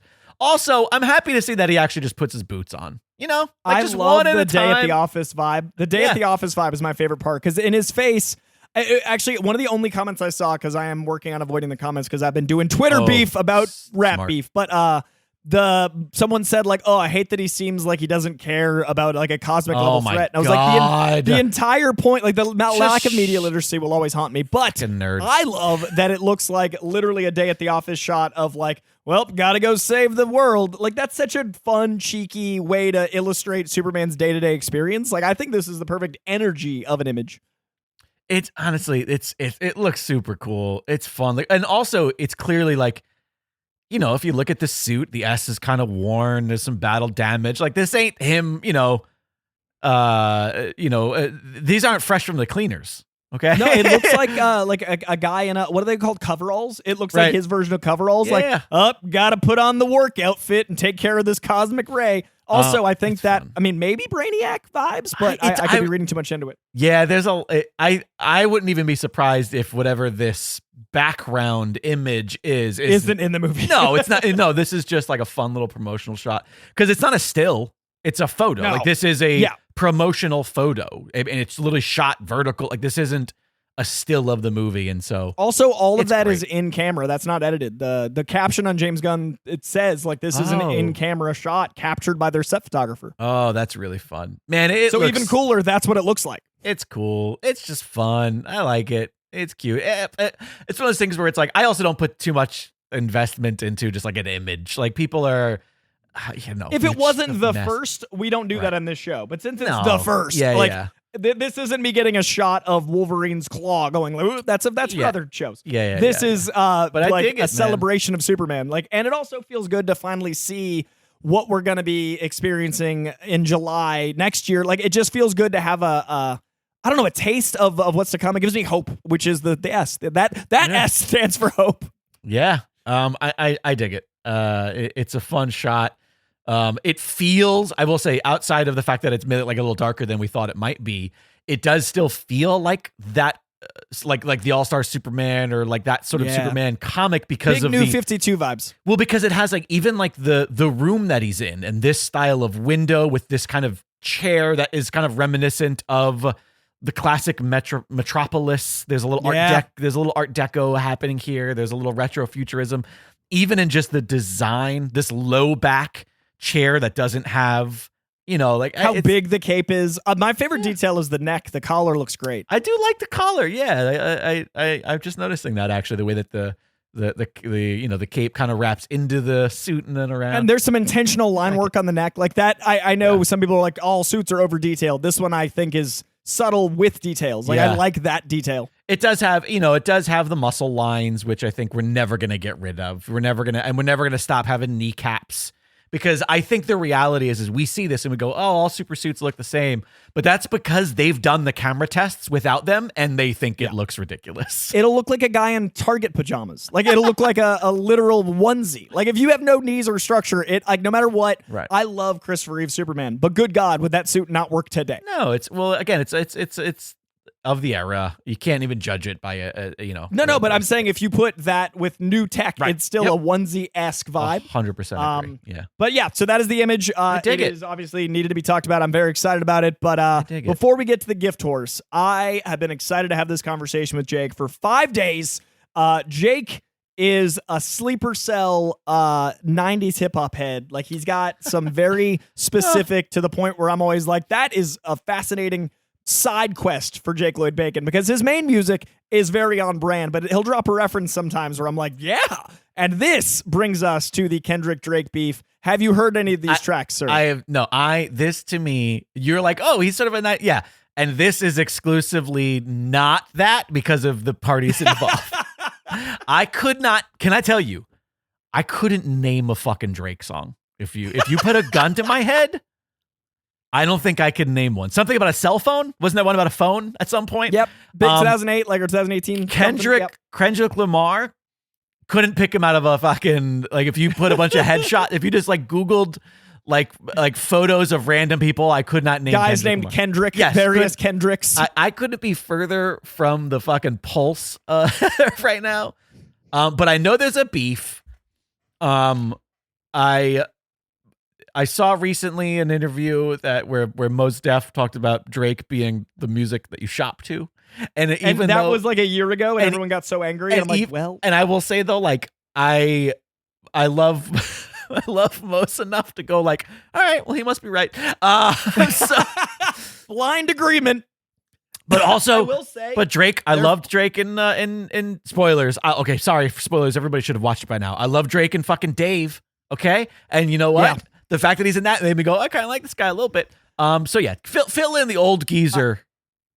I want to preface this at the top by saying, if you use their full names, this is a full-on like 19th century poet duel, because hip hop is poetry, but they both have their cool rap names. But if you go by this being a battle between Kendrick Lamar Duckworth writing poetry at Aubrey Drake Graham, suddenly this is some fucking establishing America penmanship. Okay. And I just love that, like, if you hip hop them down, this is like two guys that are master poets battling. Unfortunately, one of them is a pop star and one of them is a poet laureate Pulitzer Prize winner. Drake is an exceptional pop star. Like, he's very good at the surface level dance tunes and all that stuff. Right. And Drake decided, after being offended by a series of slight jabs, to call out Kendrick Lamar. So there's like a bunch of different groups in hip hop, and one of the groups that Kendrick's in, Drake offended one of the guys involving with him, and Kendrick had tolerated Drake for a while. They'd been like, copacetic. They'd even done a song together. But at one point, Kendrick took some jabs at everyone that was doing well in hip hop, saying like, I'm coming for the crown. Okay. Everyone else. So just like typical hip hop braggadocio bullshit. He made a song like you do. Right. He called out like 10 people. 9 of those, let's say it's 10. 9 of those people were like, oh, I'm honored to be considered one of the best because you're calling out that we're all the best. You're coming for the crown, implying we're all at that level. 1 out of 10 people, Drake, was like, I'm number 1. I thought we were friends. Why would you come for? Caused a whole thing. Right. So he puts out a track, and basically for 2 weeks, Kendrick's like, I'm not that guy. Like, I like peace. I put out an album when I want to. I'm not this guy. Kendrick is chilling when Drake put out another track. And then Kendrick's like, okay, I'll put out a feature that I'll come at you on, but as a third of a song. And that was the first piece of this. Can you, this is real. You're going to fucking baby shoes this for me. Okay. Or baby gloves, baby gloves. What do they call it? How are they? Training wheels, baby steps. Training wheels. Yeah. You get all the stuff. How are they, quote, dropping tracks? Literally on YouTube, and then once they get clearance to Spotify. This is all so they're putting music not out. A studio. All right. So, and it's not like these are attached to albums. No, these are legit just diss tracks for fun that they put out. And what's great is, while we're on that subject, Kendrick Lamar is taking off all licensing rights, so everyone that's doing commentary in these videos is actually getting paid, which is the first time that's ever happened. That's fun. So if you're doing like a breakdown video and it samples his music and you get 1 million views, you're actually getting paid, which is so respectable for like street rap. Because it's not doing that thing where YouTube has to demonetize because there's not third party stuff. YouTube's robots are going, this is a song, and he's individually apparently going through and approving. Like, he's got a team going, yes. That's great. Wow. And I respect that. So anyway, he's putting them out on YouTube, and then once Spotify gets all the rights, they're throwing them on Spotify. So most of them are on Spotify now. Right. But basically, this is going back and forth. Drake had that first couple tracks, and then Kendrick put out a song, but it was 3 people on a song, and in one of the verses basically said, like, you really don't want to do this. Like, this isn't what you want. Like, this is going to go poorly. This is Kendrick. This is Kendrick, you said. Yeah, Kendrick's first official salvo was on March 22nd with a song called Like That. Okay. And now, a week and a half later, J. Cole puts out a song called 7 Minute Drill, and J. Cole was another one of the top 3. He's the first time I've mentioned this name. J. Cole is like, the big 3 are Kendrick, Drake, and J. Cole. Okay. J. Cole puts out a diss track and rips everyone apart because J. Cole's very talented. Both that of was them. on the Goes on again. both of them. Okay.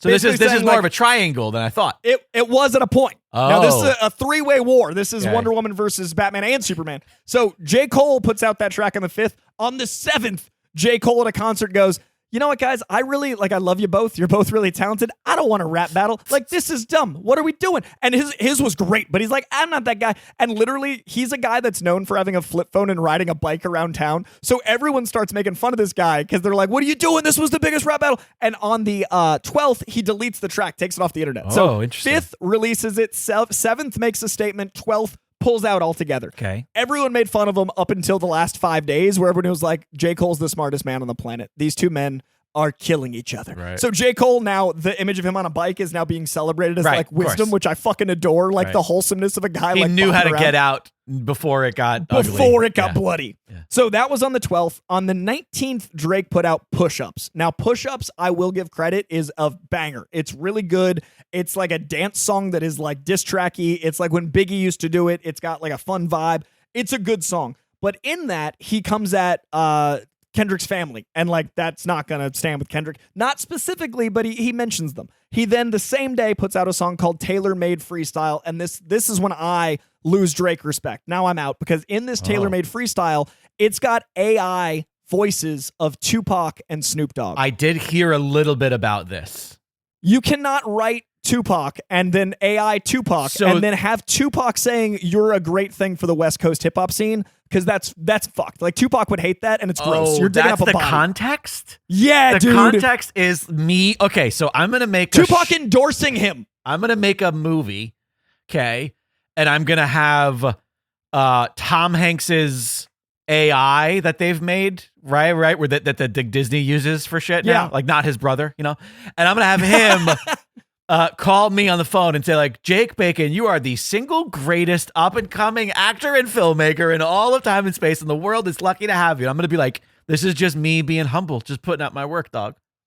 And I'm going to take that a step further, and instead of that being Tom Hanks, it's Marlon Brando. Like Tupac. Oh, right, like, of course. Yeah, what am I doing? He has to be... No. Tom Hanks is alive. Right. Marlon Brando's ghost endorsing you as the next great actor is what this song is. I'm gonna pay some AI company to make Heath Ledger say, like, Coy Jandreau is the greatest, you know, like, interviewer for pop culture.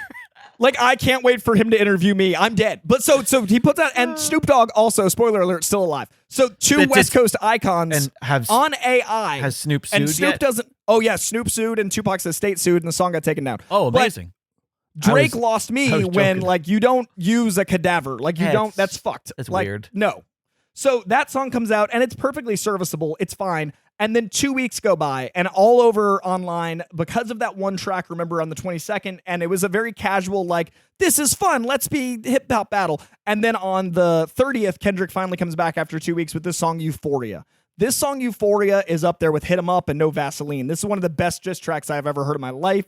Kendrick comes out, and he basically says, like, hey, this is about the hip-hop scene. Let's not get personal. This is supposed to be like, you know, kind of a workout. Like, the song is really catchy and fun, but you can hear this undercurrent of malice, like, bubbling. You can tell, like, where he wants to go, but he's like, and at one point he's like, this isn't about getting personal. This is about love and hate, and I hate the way that you walk, the way that you talk. And he just comes out like, I hate everything you represent. You're messing up hip-hop. But hey, when you sing and dance, that's great. Go back to making money. Like, he basically makes him into what he is. He's a pop star. Right. And so Drake loses his shit now that he's finally come out. And Drake puts out... So that was sort of Kendrick question... that specific track. What was it called again? Something with an H? That one's called Euphoria. Oh, Euphoria. Sorry, Euphoria. So Euphoria is sort of him challenging Drake's authenticity as a hip-hop artist. Exactly. Right. He's saying you're a pop star, not a rapper. Right. Got it. So then he puts that out on the 30th, and then Drake just kind of like Instagram post, doesn't make anything. On the 3rd, Kendrick comes back with 616 in LA, and this is bananas. He's got references to stuff he made tweets about 6 years ago. He's calling up like old debts. He's literally got like 7 reasons why it's called that song. He's referencing things that like Drake did wrong and setting up this like, hey, you messed around with kids, like calling out real stuff, talking about how he mistreats people. So this like, was two in a row though, before Drake ever came back. So the first song he released was like, hey, let's keep this, let's keep this surface, and then immediately goes, you know what? I was just kidding. Fuck you, you diddle children. And in this song, he goes, and in the song, there's a great line. He's like, I'm calculated. I can calculate your angles, which is a great little play on math. Right. But also he says like, you're going to make a song insulting my family because I made an entire album 2 years ago that's like, don't worship me. I'm just a guy. Like I've got these flaws. It's actually a genius album. It's really special about like, I'm a hip hop like leader. Please, let's look at how hip hop reveres men that do horrible things. I'm trying to be a better person. It's a great album. Right. And basically, he's like, that's the angle you're going to take. You're going to come at my family. You're going to do all this stuff. I'd recommend you don't. Like that's a subtext in the song. On the third, Drake puts out Family Matters. The song is called Family Matters, and it's going at his family. And he's like, again, it's dancey, it's fun, but it's pretty surface AB rhyme scheme. It's not like it's a guy doing a dance song. But he's naming shit in his family. On the third, 15 minutes later, literally, he posts the song at like 4:20. At 4:35, Kendrick had clearly already written this shit. He makes a private video public. And it's literally dismantling every single thing that he knew he had a prepared rebuttal to the point of coming at everything he said, almost in the order he said. Right. And so this song is now incredible, called Meet the Grams. And in this song, he reveals that not only does he take advantage of children, have horrible relationships interpersonally, might be a full-blown pedophile, but has a secret daughter that no one knows about, that he doesn't take care of. And he writes a love song to the son that we know he had, that was, by the way, revealed in another beef. He got revealed that he had a son in a beef 5 years ago. History repeating itself. That he's got an older child. This is such a web.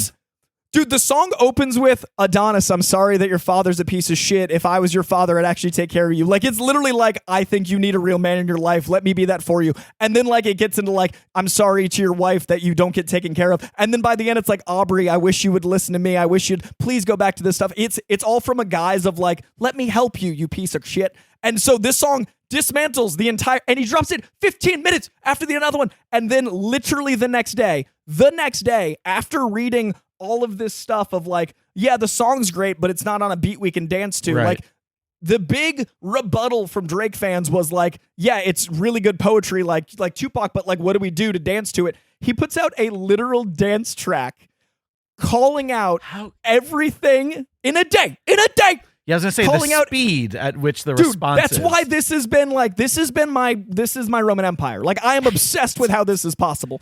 So the next day on the 4th, he puts out Not Like Us, which is one of my favorite dance tunes like in years, but it's literally calling out so many things that Drake's insecure about. It's calling out so many things that Drake has been like awkward about. It's talking about like his addiction to this and how he's trying to have abs and how he needs to appeal to this audience.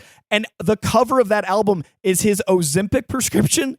It's stuff from inside his home. So we basically had that's creepy. Dude, someone in his crew got him a briefcase full of stuff. And that's the cover of this thing. Wow. And that night he starts tagging his house like, you're Kendrick's dog, you're Kendrick's whore. Like, he's trolling him on Google Maps. So he's going to other platforms. And all this is happening while no response has come from Drake until yesterday. And Drake's response yesterday was literally... At time of recording. We should specify. At time of recording, that's fair. Sunday night, Drake finally rebuttals after the greatest dance diss track in years. He comes back with like, liar, liar, pants on fire. I leaked to my boys that I have an 11-year-old daughter. I actually don't, though, and I knew you'd call me a pedophile, so I guess I'm not. His rebuttal is garbage. It's literally like, if I was a pedophile, I'm too famous, I would have been caught by now. He did the O.J. Simpson I didn't do it book as a diss track, and like, it's bad. Like, he basically admits to it because it's like, if I did it, then you'd find out by now. And he doesn't have any proof that he leaked the 11-year-old thing. If he actually did, that'd be like, you'd put out a video or a screenshot of a text. It's insane. And now we're waiting on Kendrick's rebuttal. All right. So it sounds like you have chosen your side of pretty staunchly. The moment he made Tupac come back to life, I was already mad. But then the skill of Kendrick, like holy shit. Yeah, I mean, this has been my month. I've been very happy. I mean, it sounds better than Snyder's Batman vs Superman. And it's got more passion. What do you think the outcome is here? What do you predict? Do you think this ends at some point and everybody just moves on?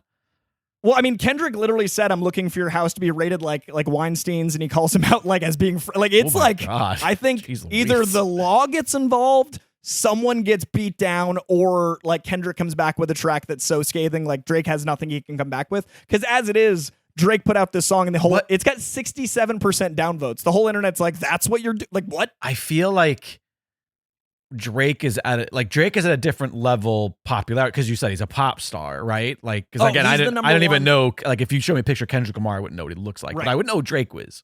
He was a child star, for Christ's sakes, right? Yeah, Degrassi. So Drake has to have like a massive like PR team, and he has to have there's probably so many more hoops and people that he has to deal with, and like there's like a command or like a war room, so to speak, that he must. Yeah. Do you know what I mean? Like, whereas I can only assume that Kendrick is operating. And again, I don't know because I don't know anything about Kendrick Lamar. Kendrick's pretty big. He's just not top. Yeah, 5 I can pop only stars. assume though that he is operating on a much smaller. This is very. He's much, also a lyricist versus a pop star. Right, Like he's gonna get a beat and just like ride over it. I feel like this is Kendrick like punching up in a way that it's easy for us to go like, yeah, get him, Kendrick. But Drake started it and has done horribly. Like that's what's hard for me is like someone going, "You're really good at this thing. Let me try to keep up," and fail. Do you think that this is going to be ultimately like bad for Drake's career? Or do you think that his pop stardom is enough for those people who just don't care? I mean, he's already been deleting photos with people that have been found out to be sex offenders on his Instagram. Oh shit, it's getting that real, huh? Like he literally was This like is in like- photos with people that turned out to be like on lists and is archiving them. This is like fucking Hannibal Buress. This is like To Catch a Predator rap edition. Interesting. Well, It's crazy. I mean- and his relationship with Millie Bobby Brown, he came out in the newest song and was like, "No, we're just friends." And I was like, Kendrick never said anything about Millie Bobby Brown. thou doth Like, protest what are you too doing? much. Nobody he said literally otherwise. was like, "No one said anything, bro." So it's like, dude, it's crazy out here. Wow. Well, thank you so much for this recap. I feel like I'm like I feel so with it now, and I'm excited. I really want you to listen to some of them. I And would let me like know, to- like just general thoughts. I do kind of want to listen to Euphoria because the way you made it sound, and I maybe I'm sure someone's made like a chronological order playlist on I YouTube. have. I'm texting it to you. Yeah. Oh, great. Perfect. Yeah. I'll definitely check this out because I do love. There is one newer song after this timeline I'm texting you, but you can find that fairly easily. Back in the day of the Biggie Tupac beef and this sort of stuff, I didn't get as caught up in it as some of my peers did because even though I enjoyed hip hop, I wasn't a part of hip hop culture in any capacity. I was such a little like alternative grunge kid that I was just like, oh, I really like. And I was one of those people who was like, I was a Biggie guy, and I liked. There was not an album of his that I didn't like, there wasn't an album of his that I could listen to from front to back, because there was always that track that I was like, well, this one is more of like a rap song, and I really like. I like listening to his rhythms. I like listening to the lyrics, and there were some so the Drake stuff will probably appeal to you more, as I'm like, I want to hear a lyricist dismantle someone's DNA from the ground up and show me why they're horrible. Well, it sounds like like what you're saying is I would like the Kendrick Lamar stuff more because I appreciate more like kind of the lyricism and the flow versus. Oh, I see. I was misinterpreting. Yeah, no. I think of Biggie as like a party rapper. Yeah, but that's what I'm getting at. Like the mainstream stuff was stuff I didn't enjoy of his. You skipped the things that were singles and listened to the real stuff. I don't mean to say mainstream because like fucking Hypnotize is still one of the greatest fucking rap songs ever. Oh, but like I'm just talking about like the But yeah, I mean it sounds like I might enjoy some of this. So thanks for educating me. What's been really special is it's so big that it's the only thing like trending. It's like the first time social media. I can't even has united. follow. I can't even follow. So like I go online and I'm just like, I don't know what anybody's talking about. But now you have the abridged context. version. Yeah, I have some context. But literally I've got like group chats and friend texts and like if something drops, we'll text each other, like multiple That's sets funny. of friends. And Anya was working a ton, and so she'd only been like, "What's happening?" And then I got to be like, "What I just did for you." Does she care? Oh, Is she loves invested? Kendrick. Oh, okay, Kendrick's gotcha. her favorite rapper alive. Oh, got it. So, it was really funny because she was at work and she's like, "You got to let me know what happened later." So she's coming home and it feels like event TV. Like, what happened on this episode? And like, I haven't felt this event moment energy from anything in pop culture in a while because everything feels like by the time you get to it, like we were talking about with Declan, it's already over. Yeah. Whereas this is like, you can analyze, you can look at all the reaction, you can look at the slant rhymes. So it's been really funny. Like, she'll be texting me lyrics like at work, and I'll be like coming back with like what I think it means, and then we'll like have dinner and talk about That's it. And fun. it's been so like, it's brought me and friends and me and my girlfriend together in a way that I never expected from beef. It's fun. I can't wait for the movie. Yeah, dude, I tweeted out like, I can't wait for the documentary about this in the next 1 to 2 years. 100% the documentary. I can't wait to see all the Vox videos that they make. You know, that company Vox. Oh, They're yes. going to make so many videos about this. If they're not already in production, they've failed, Vox. Well- but yeah, audience, please do call in and let us know your opinion. I clearly have a bias, but let me know if you're Team Drake. I will listen to it earnestly and openly. Speaking of- I can't wait for Jake's take. Speaking of calling in, what's the number for people to call the hotline? 818-794-0722 if you want to call in about the Ken Drake beef. Speaking of which, we have a hotline call we should definitely take. So let's go do that now. All right. Hey, Coy. Hey, producer Jake. It's Louis from Houston, AOPW_figures. And I'm calling because I got to back up Jake on this one regarding the Teenage Mutant Ninja Turtles Pizza Hut commercial that played in front of the VHS. Hell copy of yeah. The 1990 movie. I used to watch that VHS so many times that I was a little young when the movie came out. I think I was 3 by the time the VHS came out. So in the rewatches along the years, I actually didn't know what the commercial was even about. That's how early I used to, like, how embedded in my brain that commercial is. So much so that I actually thought it was a part of the movie for a while, like the first couple of watches. And then eventually, obviously, you kind of get the idea that, oh, this is actually an ad for Pizza Hut. But yeah, that is like, that screams, it's oozing childhood memories. So sorry, I see what Coy, you did there. gotta go with Jake on this one. I was born in 88, so I just recently turned 36. So I don't know if that meets your criteria, the cutoff of nostalgia. But yeah, man, that one's it for me. That commercial. Oof. So yeah, sorry guys, but love you guys as always. Stay sweaty, and I'll talk to you guys later. Bye. This is why Louis. Jake had to play this episode. He's like, oh, I got to make sure we get this call, and now I understand the betrayal. I didn't even screen it. Louis, I see how it is. I like that he was so young that he didn't have context for commercials. That it But was just did like, know- this is how the movie starts. They do this, and then I guess that little kid on that baseball team becomes a member of the Foot. I don't know. Like, Must be. This is how it goes. That's so funny. I do like that he's like yeah. didn't know what it was advertising. Like, yeah, it advertised Little League. It advertised being a Little League player like I was and enjoying pizza. And in fairness, it is pizza, the Ninja Turtles. Although it's crazy. Wait it's a minute. loose tie. I never even thought about this. It's a Pizza Hut commercial, but in the movie, they order Domino's. Oh, that couldn't happen today. And it's That's 30 funny. And they made a joke about it. It's 30 minutes left. And then he goes, come on, I couldn't find the place. Sorry, dude. We don't make the rules. I mean, that would never happen today. That could not happen today. That they just wanted the extra Also- home video bump. But also, they order Domino's, but then they say like, yeah, fucking, it wasn't fast enough. You didn't get here. You didn't find the place. Which So also couldn't happen today to kinda disparage the brand. they kind of shit on Domino's. So I think, and I know that they've done Pizza Hut and Teenage Ninja Turtles have had like a synergetic marketing relationship for 40 years probably now. But I do find it interesting that in the movie that they went like, yeah, we're going to order Domino's and we're going to talk about how they so did it. funny. Anyways, Yeah, thanks well, so much for the call, All right, Louis. well, 1 Jake, 0 Coy, but I'm also an 88 kid, not yet 36, and I don't remember it. Yeah, but he said he was born in the same year as you too, which is interesting. Yeah, just earlier in the year. So the cutoff isn't 5 years between us. It's within a matter of months. I've got a question for listeners out there, and this is such a specific question that I will probably get no return on this, but I'm still going to put it out there. Does anybody out there recall having Ninja Turtles 1 on VHS and having a different commercial or not that commercial at the top? I'm curious because my assumption is that's the only version out there. Right. Right? But that's not necessarily, I mean, the licensing rights in that commercial could change. They could do a re-release the VHS.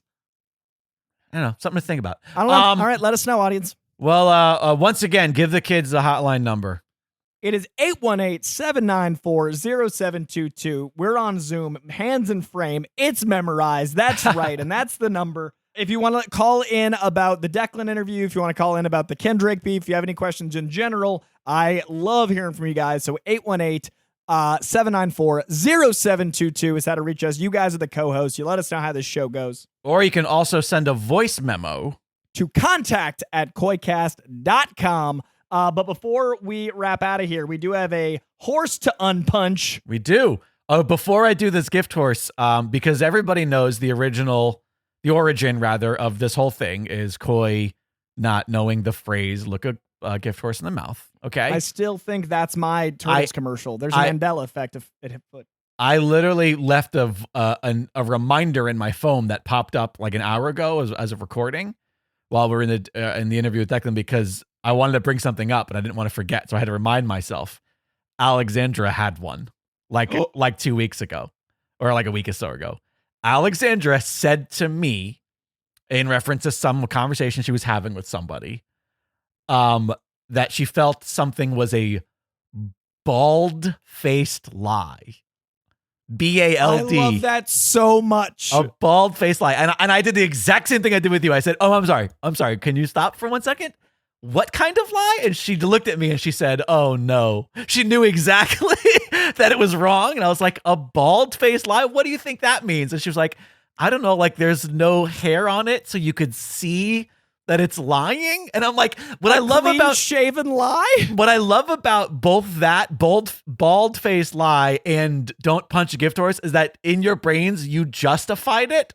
Where it's like, yeah, totally someone gives you a horse, you don't punch it. Like, and hers makes so logical, and hers kind of makes sense, even though it doesn't make any sense at all whatsoever.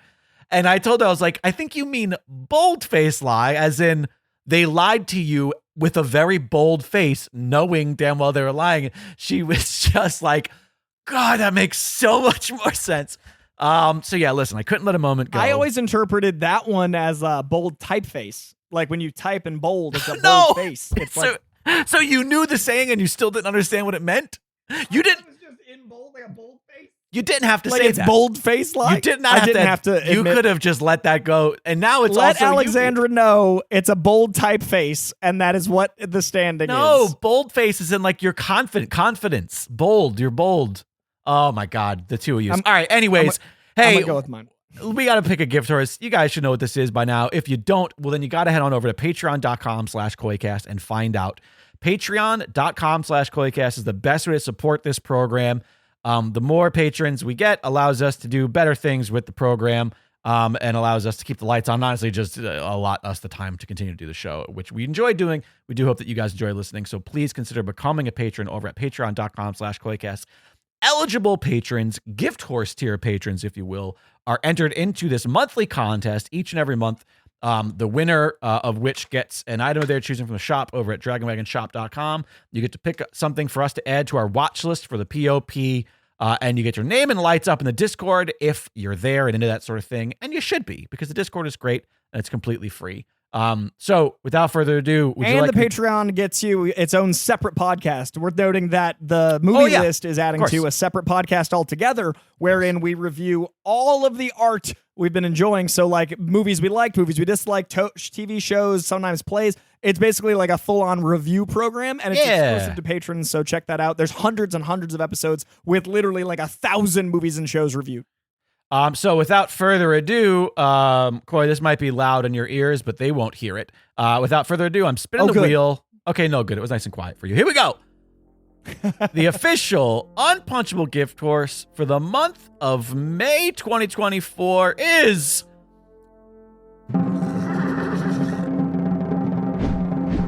Doug Chiarello, a.k.a. Duger13. Doug Chiarello, one of the Dougs. Duger13, let me see here. You know I love the stats. I love to pull it up. Let's see. Duger13, the last time Duger13 was Oh my God, has he never been? No, that's not true. Oh, it wasn't until, okay, this is only his second time. The last time He's was just so vocal and awesome. We think of him as the last time was October of 2022. But he has reclaimed his title as the unpunchable gift horse of the month. Doug Chiarello, Duger 13. Keep your eye on the email, and we'll let you know how to claim your victory. Thanks to each and every one of you who could continue to show your support for this little podcast. Just this little podcast. We appreciate it. We do what we can. Hey, Listen, we're getting guests and stuff again. We're making moves. But we know you have a million different things that you could be listening to. There is no shortage of two fucking aging nerds talking about pop culture on the internet. So we appreciate you choosing these two aging nerds. But how many aging nerd podcasts are talking about everything from the Superman suit reveal to Declan Shalvey's illustrious career and Kendrake beef? Not many, I tell you what. I think we got that trifecta down. Thank you for being here for this episode, you lovelies. Extra Appreciate long each and this every one week. of you. Yeah, we gave you a feature-length, nearly KoiCast episode. Much, much appreciated for you guys being here. As ever, call 818-794-0722 or send an email and voicemail to contact@koicast.com. You guys guide this part of the conversation. Love hearing from each and every one of you. Please be sure to check out the shop as well. We got shirts. We got all sorts of beautiful sweatshirts and mugs as well. Lots of great stuff over in that shop. And consider being a patron. I really love doing that pod and reviewing all sorts of stuff and talking about everything. So check that out as well. We'll be back in 2 weeks on this show. We'll be there in basically a week. We'll be there on Friday with that show. And until then, thank you for being here. Thank you for listening. And thank you, as always, to Comic Books for existing. We'll see you soon. If you're enjoying this podcast or any podcasts on the Dragon Wagon Radio Network, be sure to check out the Dragon Wagon shop. You can tout your podcast pride while supporting your favorite indie podcast network. Make sure to check it often for new items and limited time designs. So shop now at dragonwagonshop.com. Get your dragon swag on.